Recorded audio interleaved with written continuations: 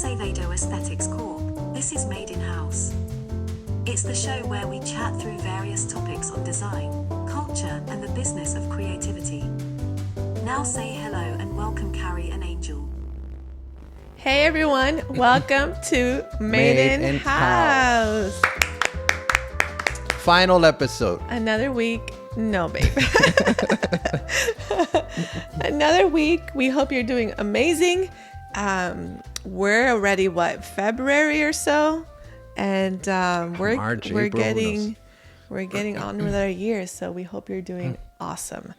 All right, baby. Today we have a conversation for our designers or our creatives. We tend to speak to designers because we are designers. Right. But the conversation today, actually, anybody who is in creative business, this convo is for you. We are going to be talking about how to nurture leads, how to tell if a potential client is a suitable match for you. Good match. So just remember, you and the client are going to go in on a little relationship, a little collaboration for a few weeks, maybe a few months, years, maybe. And you want to make sure that you guys are good for each other. This is going to be good. Yeah. But first, we want to thank our members, our housemates, Made in House. Thank you for being a part of the team. You guys are awesome, honestly. Really appreciate it. Shout out to you guys. And we are going to make these resources available. Yes. Are we? Are we not? We are. To our tier 3 in-house members for House Nation. So after you see this episode, it should be up on the dash. If not, it'll be up this week. Yeah. So I'm excited about that. This is a good conversation. I feel like this is something that Kari and I learned as, Yeah, let's say by year 2. Yeah, by year 2. We had this kind of done. Also, special thank you to The Future, where we learned a lot too, and Christo. And Focus Lab. That's right. We started with Focus Lab. We started with Focus Lab, and then the value stuff came from The Future. Yeah. So I feel like whether you're in a creative industry or not, I feel like this system can be beneficial to you to sort of I don't know if vet is the right word, but to sort of see. I think I like Kari's term of like to see if you're a good match for the project or see if the client is a good match for you. Yes. So so let's say we just dive into it. So okay, so baby, go ahead. How do we even land at incorporating this system into our workflow? Well, I'm trying to remember if I remember correctly. First of all, our studio at that time, we didn't really have a guide or a compass as to what the kind of work that we specifically wanted to do. We just needed to pay bills. That's all we know. So we were kind of taking in all kinds of different projects. And man, I remember we were not vastly undercharging for some of these projects. And even some of the projects that we did take that did have the budget, it turns out that they were kind of a nightmares to work together. Yeah. So just because we were just not necessarily a match. So it was a culmination of sort of different pain points that we had that I think Focus Lab was so gracious with. Was it in Slack that they shared that stuff? Was it in their Slack channel? No, so Focus Lab, they are a design studio, I believe, based out of Savannah, Georgia. And back then they had a blog. It was called Made by Sidecar, which I think it's out of commission right now. I'm going to look it up. And they would share a lot of great resources, articles on how they did their pricing, their client systems and their workflows. And at that time, they were one of the first people to share that kind of information as an agency, because agencies did not share that stuff. And the freelancing world was very much limited to, that was your side hustle. That was not like necessarily your main stream of income back then. It wasn't popular to do that. It was popular to work a full-time job. And then if you freelance, you did it on the side. It wasn't, this whole thing in the world that we live in where there's a lot of information sharing and there's a lot of individual creative business owners. When I say individuals, they don't have an agency. It's right. It's them, a small operation. It wasn't that world. So we were Guys, we started our design studio. Angel started it as a need for creating the work that he really believed in. And when I jumped in to support Angel. If you heard our relationship conversation, you learned that that is how we work together. That's part of our partnership, where we are for each other and we help carry each other's dreams. So when I jumped to the studio, I was really green. I was like 2 years into my career and I didn't know. So I jumped in to help Angel. And Angel at that point had worked in various agencies under different kinds of leadership. So he had a better understanding of how studio operated. And we leaned into that knowledge to kick off our studio and our basic workflows. But we still lacked a lot of infrastructure and experience in how to manage nuances of client relationships and actually carrying on creative work. And so when we kind of jumped into the studio, we both jumped into it together. So we had our salaries that we had to take care of. And we have student loans. And, it was like we have our own baggage and burdens that now this studio had to help kind of finance, Yes. And then, Angel and I, we were in a really smart apartment. We did not have space. So we got a little studio that we paid, I think it was like $500 a month. made at the Citadel. It was literally a closet. It was a closet that we shared with Studio Uni. Yeah. And so little by little, we took on more financial responsibility that then burdened the studio. And so it just created this kind of cycle where we had these financial responsibilities and we had to bring in the income. So we kind of landed in this space where whatever lead we got, we would consider and we would take on stuff just based out of having to pay a bill, which is like a fear attached to a fear or a lack. And we just didn't have the experience to properly know how to vet. I did not have the personal experience to know what kind of work I wanted to do and what my strengths were. And Angel, I don't know you. I won't speak for you in that category. Yeah, no, I didn't have the experience. I didn't have the experience.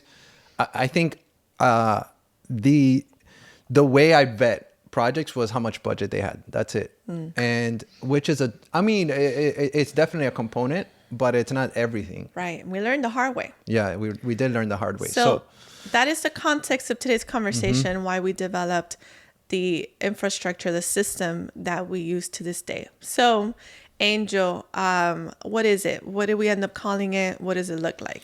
So I will say we ended up calling all these sorts of questionnaires, or what some people call it intake forms. We call them Kickstarters because they were essentially, they would start the project and we'll kind of get a bird's eye view. Before I get into that, I will mention that I think one of the main reasons we needed this and this helped us was because we were going from order takers to experts. We were going from, I was an in-house creative, so that means that I was serving the creative director and I was like, do you like this? Do you like that? Do you like whatever? And from there we were shifting to, no, actually you're hiring us for an expertise. I love that. Which this is what we do. We went to school for, we are in so much student loan debt and we have the experience.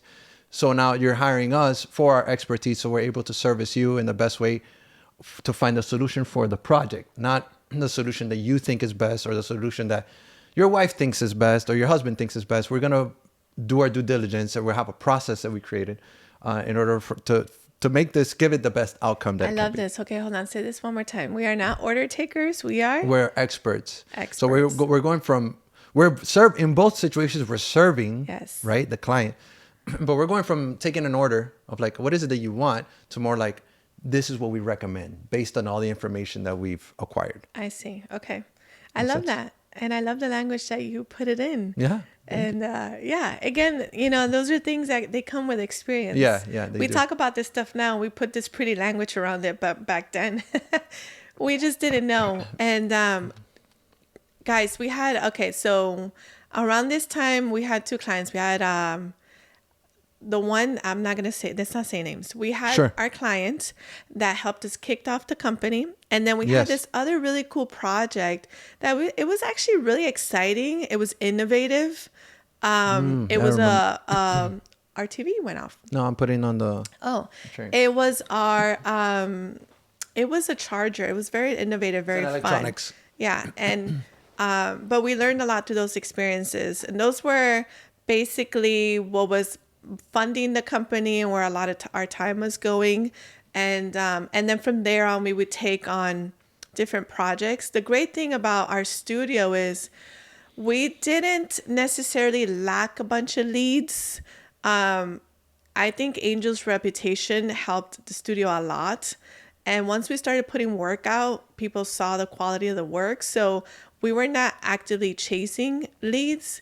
They were coming to us. Yeah. Yeah. Yeah. And so that was a cool part of it. It's a blessing for sure, and thank God for Yes. So you mentioned they were called Kickstarters. We called them Kickstarters because they initiated the relationship, whether we terminated it early or not. It kicked off the conversation Yes. with a potential client. So they're called Kickstarters. Yes, and one thing to mention is before this is kind of like I know we mentioned this is a vetting process, and this is essentially to kind of weed out people that are like, hey, I need a flyer for $100, you know, kind of thing. We just want to see where you're at. But also this goes alongside parallel to a discovery call or a discovery conversation. It can go parallel to that. And I'm sure people that follow us also follow the future, and maybe Focus Lab as well has heard these kinds of conversations. And I think Ben Burns talks about it. Maiden James talks about it. But essentially what we're trying to do is figure out what the ask is and the why, and also find out where they're at with like the budget, what their budget expectation is.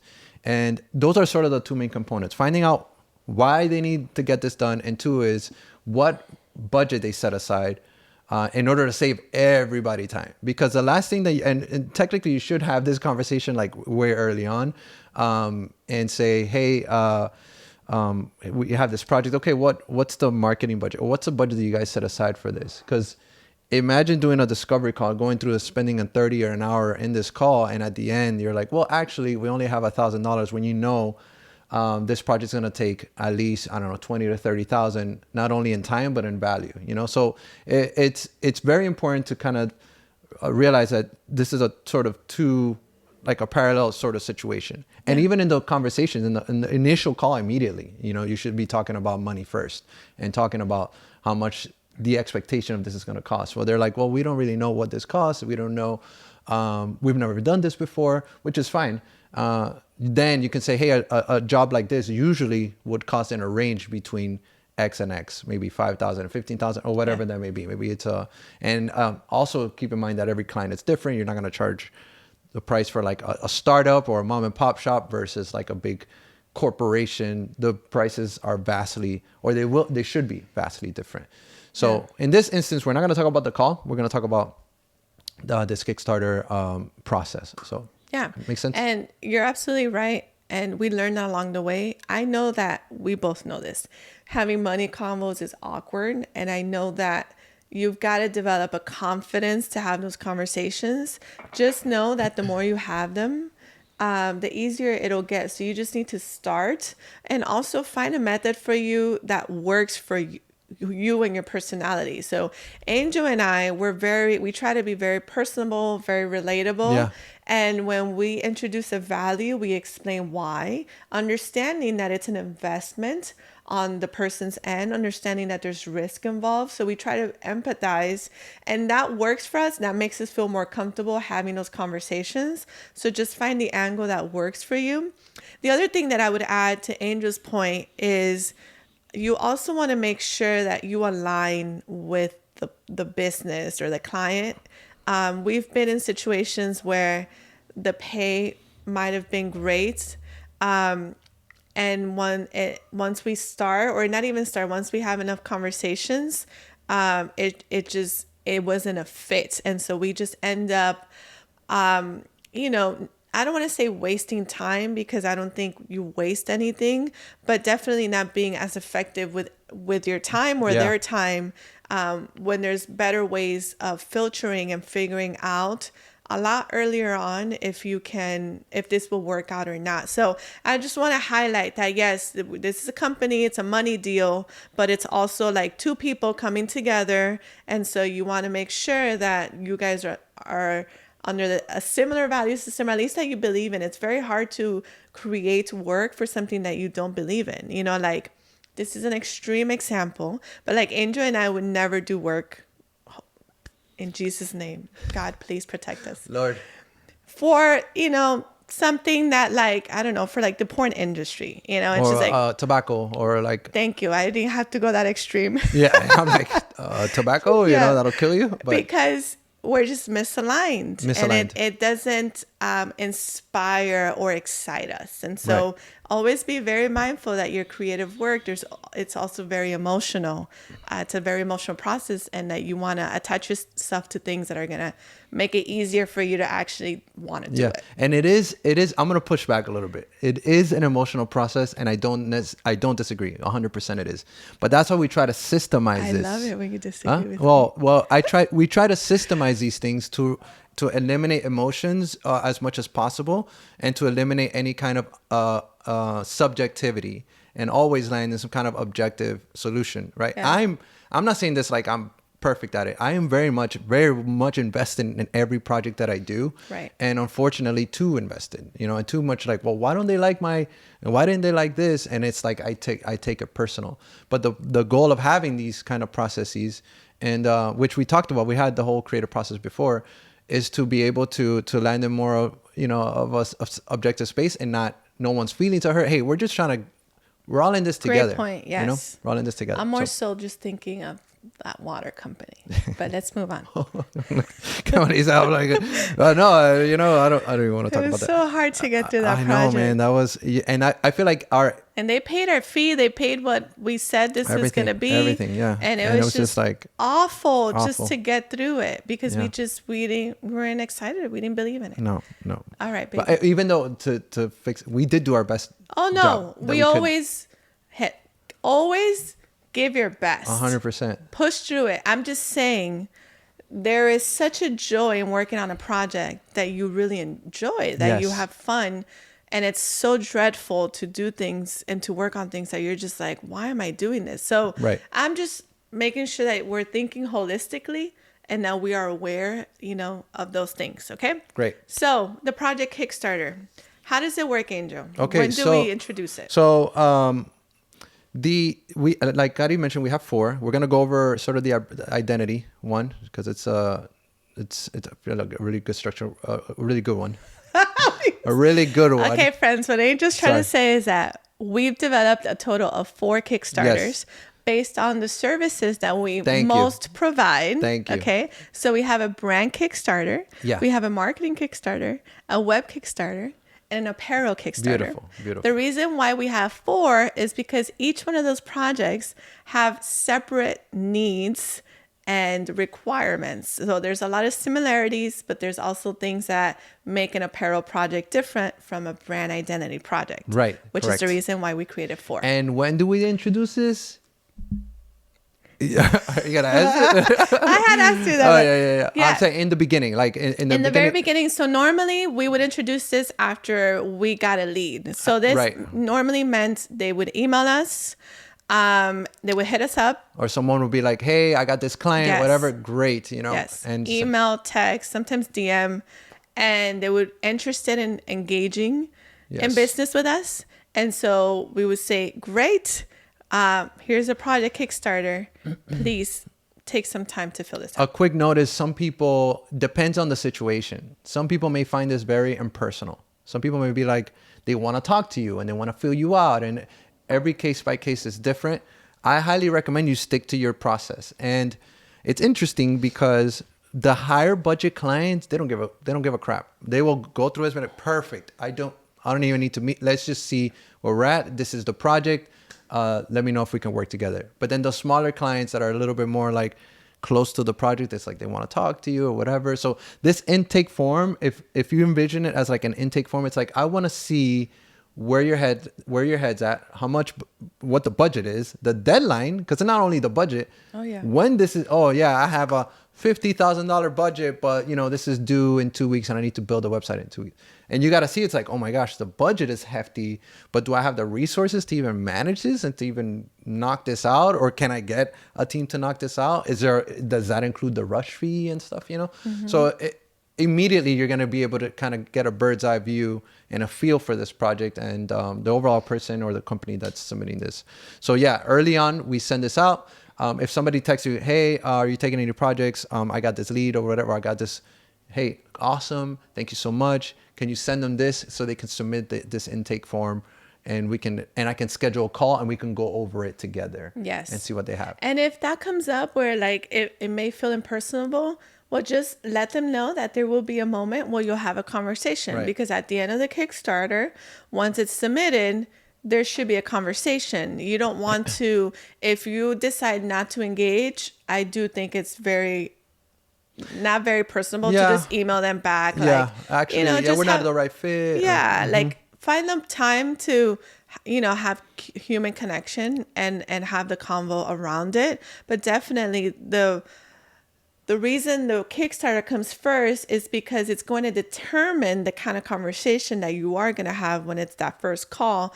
You don't need to spend a lot of time talking about the budget or the timeline, or just those things can happen once we decide to kick off the project. You want to focus on, are we a good match? Right. Does engaging any further after knowing budget, deadline kind of project worth it? You know what I mean? That is the focal point. So that does come up. Just let them know, give them the confidence that we'll have the convo. That's really good, Kari. I'm glad you mentioned that. And we go to VU Church. That's where we've spoken about VU Church. And one of the values is servant leadership is our identity, which is something that I love. And I feel like that's something that can be applied to business as well. And I hear I don't know if you've heard Chris Do talk about serving the client.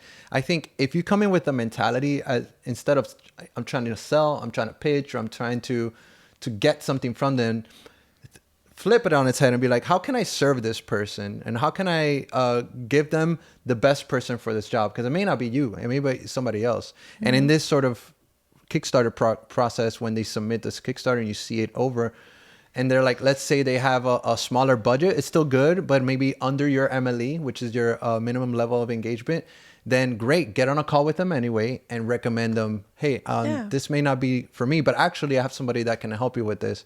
And man, they will remember you. Yes. It's actually, it's a game changer. They will remember you, which is really good. Anyway, we've gone on. Are we going to go over this thing or what? Let's do it. Let's do it. Can you see here? Great. So we're going over the brand identity discovery. Immediately off the top. Can I interrupt you really quickly? Yeah, go ahead.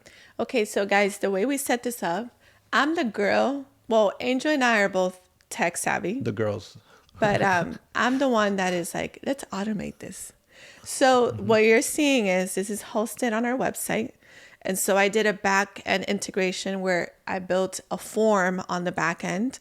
And that form was automated, so it would send us an email. What form system server? So our website is currently built on WordPress, and I use WP Forms.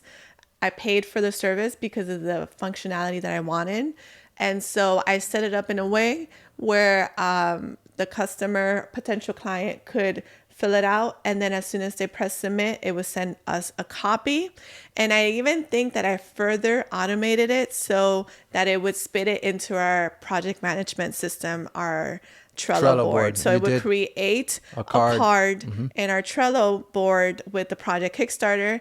That way I knew when I had a lead come in and something that I needed to review, and then I had the document on hand whenever I needed it. I wasn't looking for it. So just giving you the context of why it looks this way and how we set it up on the business backend. You can do your own way, whatever works for you, but that's how we have it set up. Right. Great. And that's good context. I think part of, I love world building. Kari and I talk about it all the time. And we always say like, make beautiful things. We say it at the end of here.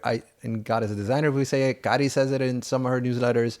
And here, we give a little bit of context as to what this is, like a simple paragraph as to why this exists. And it says, discovery is the first step to making beautiful things.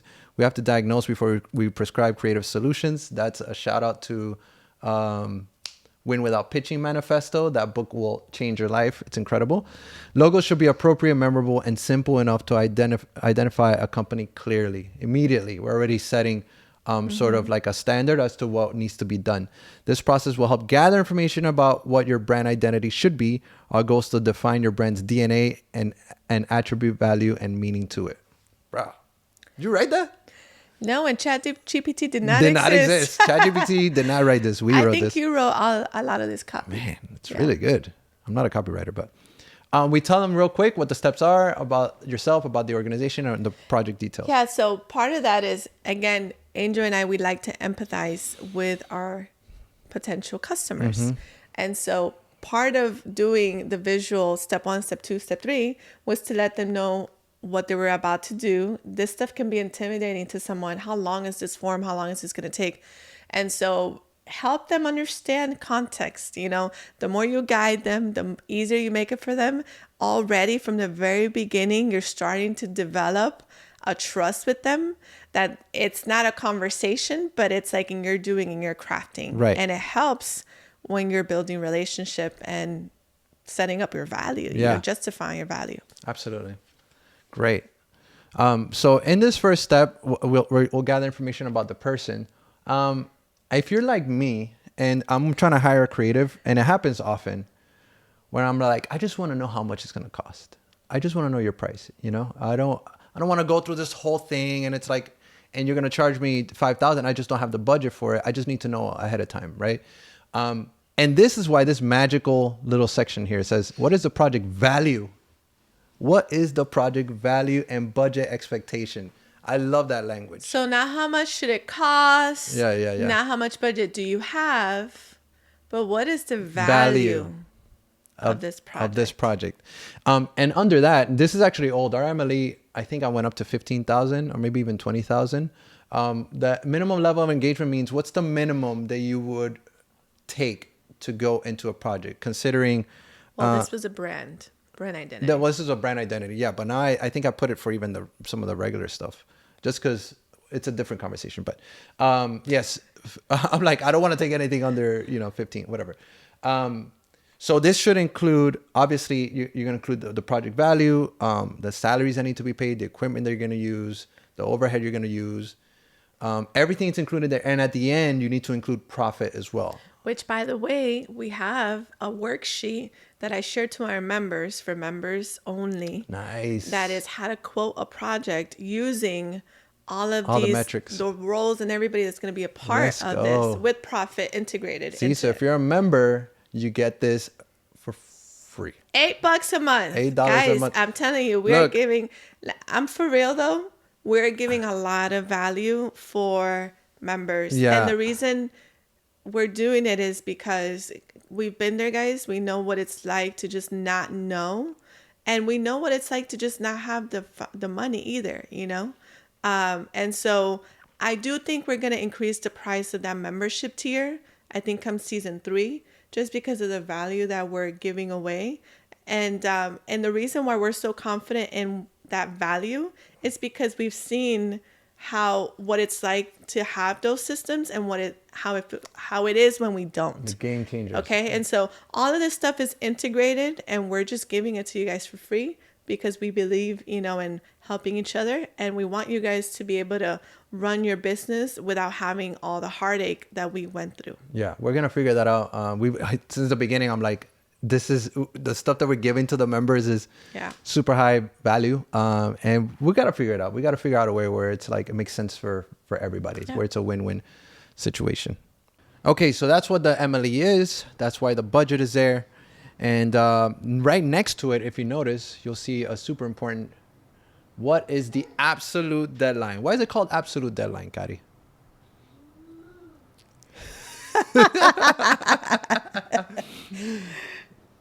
Why is it called the absolute? I don't know. Absolute deadline.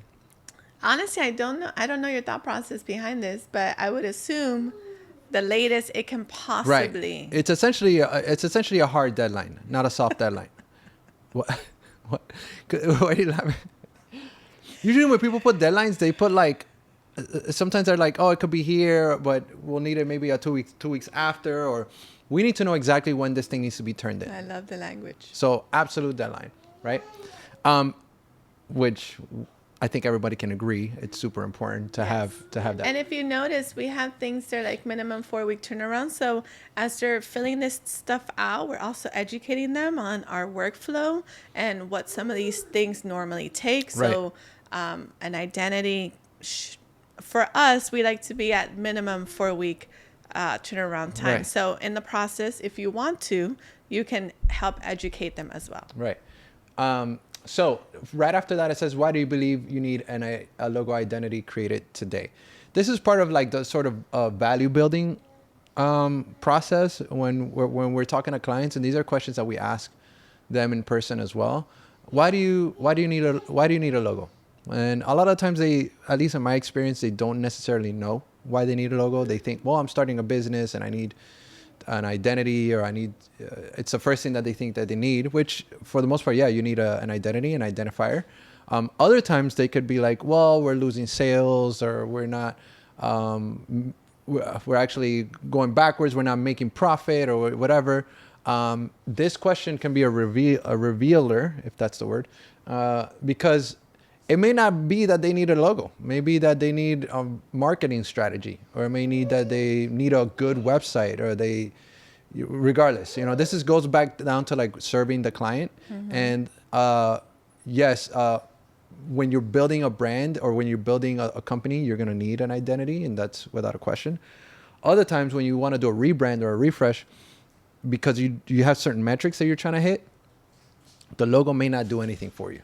So it's just one of those things as to, hey, let's see where your head's at and why do you think you need it? Yes. No, I agree with you. It's very good. And I think this is something that we adopted from, I believe, Cristo. He teaches this. And it can also be a way of you upselling, just based on what they feel that, what they add to that. They could just be, hey, I actually do think you need a website. Or it may be a way of you getting information on the kind of team that you need to gather, based on what Angel's saying.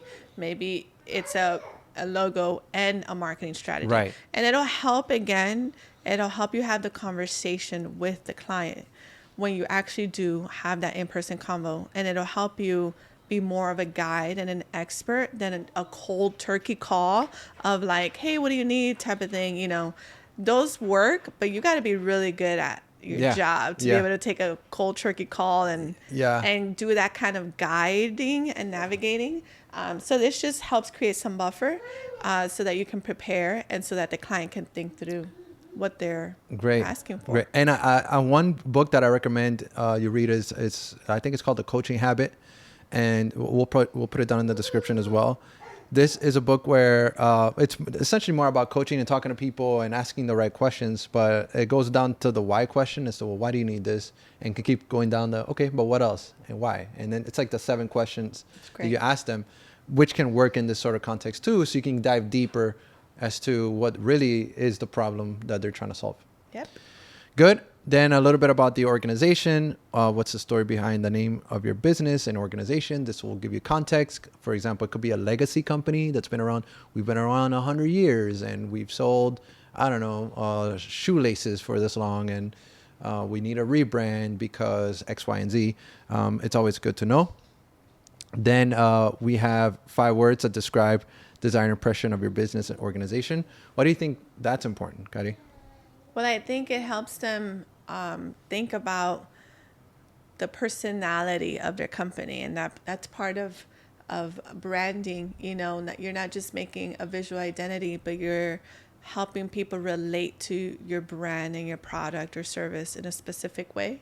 And so when the client is able to think about those things, they're helping you be able to pinpoint a little bit more the direction that you should be taking. Yeah. And sometimes they can put stuff on there, and when you read the whole thing, you're kind of like, I don't know, this doesn't make sense. It doesn't necessarily align. It helps you have the convo when you have it. Well, and side note, this is what branding is. By the way, I love how you're quizzing me on this thing. Well, I want to know, like, what you think, this is what branding, this question right here says, using 5 words, describe the desired impression of your business and organization, essentially to the customer. This is what branding is. Branding is not un loguito, like a logo, and like this. The logo is part of it. But what people say that your brand is and how it makes them feel, that's what that is. Which is, I just wanted to, Good job. let it be known, okay? Coaching 101. All right, so what kind of personality does your business have? Which I think Kari already touched on that. A good example, I think, when we think of these big brands, and remember we got that review or that note from, I think from Guyad. Somebody had mentioned, I know what a hotel by Apple would look like, but I don't know what a computer by Hilton Hotels would look like. It's a really good example as to what Apple has done to create an ecosystem and this sort of world that you can imagine. You know what to expect. You know what to expect, what a car by Apple would look like, or Windows by Apple would look like, So at the bottom, you guys probably can't read it. Brand personality is defined as a human and characteristics. Say it, babe. Say it for me. Characteristics that are connected to the brand. Brands with a strong, well-defined personality instantly will win some likability points because customers are able to relate to them on a personal level. Awesome. Shout out to Lean Labs for that. Baby, I have a meeting in 15 minutes. Okay. All right. Here we go. We're pumping out. We're going fast. What primary message would you like to convey to your customers? I feel it's also important. All of these questions are really important. How do you make your clients feel? That's important. Yeah. Important. Again, it's helping the client understand that it's more than just this IP of like a logo or a color palette or a font. Right. It's very much embedded into how you're perceived. So all of these questions are helping them do that homework. If they haven't done it yet, this is their time to do it. If they did it, then they should just fill this in. But again, all of this information, we need to know this information so we can build a brand identity. All we're doing is very upfront before we engage. We're saying, give it to us so that we can have a convo. We can make an informed decision. And then we're going to use this material to actually build the brand. Yeah. And maybe we'll add, maybe we'll edit, modify, or maybe we'll just leave it as it is. But it's going to help inform the way that we're going to build it. I love that. And they get this. I mean, once they submit it, they get a copy of this. So whether we work together or not, they'll be able to, at least, if they haven't defined these things, they're already defining them. Yeah. And I like how you're saying that language. This, to me, is like the control where we're going to be able to compare notes to, are we hitting these marks whenever you're finding or you're working on a visual solution, which is really cool. Who's the target demographic? What does your business and organization provide to them? Right? Pretty self-explanatory. I don't think I need to go into that. Yeah, this is more like brand positioning. Right. Who is your competition and what sets you apart? This is good. Especially I find it helpful whenever I'm going into an industry that I'm not familiar with and it's something brand new. Okay, show me who are the key players. Let's see what they're doing, some of the solutions that they found and what's working for them and what isn't working for them. Yeah. I find it super useful when I'm sort of building an identity. So anything to add on that one? No, all I have to say is these last set of questions is brand positioning. So the angle, how are you set apart? How are you different? So there's a lot of brands that make you feel empowered, but they all have a different angle. They have a different messaging. So all of that is, again, just helping position your brand, which, to be honest, is a whole thing. Yeah, People spend a lot of time doing that research. For the work that we do, we ask a few questions. We dive into it a little bit, but just letting you know that that whole brand positioning thing can be a whole. You can charge just for that. Well, there's brand strategists, right? So which this is considered a little bit of brand strategy, where we little bit off the top, but definitely if your client needs brand strategy, they should hire someone to really go in and get the bones and the meat of the company itself. What brands do you admire? This is really good to compare. How will our service add value to your business? We're like putting the ball on their court. There you go. Well, you're going to help us, sell more phones, or you're going to help us, this is going to help us. Essentially, they're pitching to you, and they're the ones that are adding value to this overall project. And to you. And to you, right? What will a home run look like? How will we measure success? And what happens if things go wrong? This is where we align. These are questions that help us align with them. Yeah. And these questions, I want to say, this is something straight up from the future and from Chris Doe, but I think also Win Without Pitching talks a little bit about this as well, which is really good. What will a home run look like? Well, a home run would be, I don't know, we sell 200,000 units of whatever, that will be a home run based on this. And that means that if they're able to sell more, it'll add more value to this project. Therefore, you can charge more. Well, in order to get there, we're going to need X, Y, and Z, right? How will we measure success? What's happening outside? It's the wind. Oh. The wind is hitting the shutters, guys. We live in Miami, so what happens if things go wrong? We're gonna lose money. I don't know. We're gonna not sell as much. We're going to not be able to launch correctly. Again, this is all adding value. Pay attention though to how they answer that stuff, course. because those are the key indicators of how people behave, like when things go wrong. And so sometimes people freak out in a negative way. Sometimes they're disrespectful, and so the way they answer these kind of questions can help you determine if you guys are in a similar value system, where sometimes clients can get disrespectful, and that's hard to navigate. Money make people act funny. And so, project details. This gets down into the nitty gritty of everything. What's the official company name? Guys, this is super important. Like, how do you even spell this?